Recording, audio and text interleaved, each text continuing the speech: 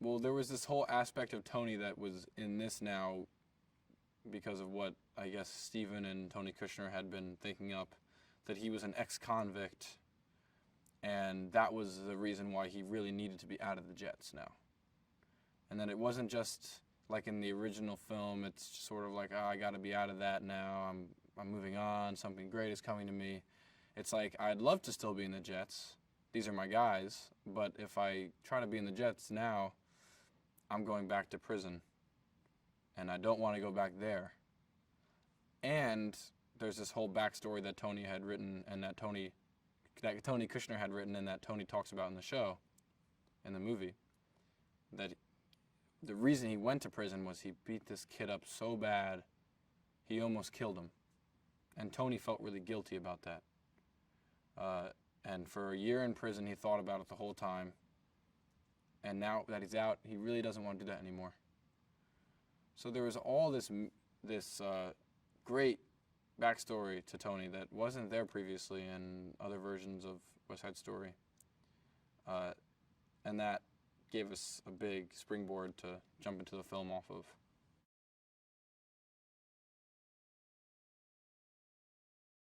That's a great thing too about this movie, is that even though it is a remake of it, it still takes place in 1957. It shares qualities with the original movie. Some scenes are completely reimagined in a way that does the scene much better. Like Cool, for example, is now this scene between Tony and Riff and a bunch of Jets, where instead in the original it's Riff telling his Jets that they need to be cool.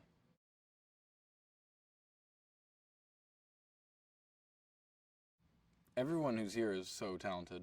There's people who are on Broadway, people who have done film, people who haven't, but everyone is talented, passionate, full of love, full of hard-working nature, and we have amazing leaders, obviously. We have Steven Spielberg directing us. So I think that it doesn't matter that some people haven't even done movies before. It might even be better because there's so much excitement that they're on a movie set and they're giving it their all.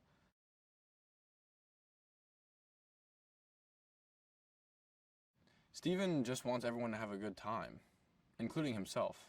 And something that he would always say to me is, "You still having fun?"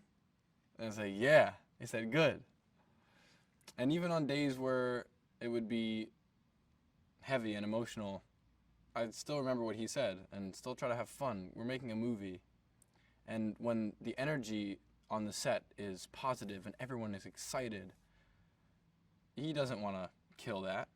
So if everyone wants to go see what they just filmed, he's very generous in that way of letting everyone and letting that moment and the momentum of what we're doing push into the next shot and push into the next take.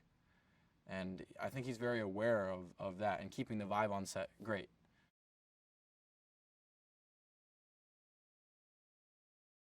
I'm sure that young people are going to be discovering West Side Story for the first time through this movie, and the music and the story and the show is more than honored in this version.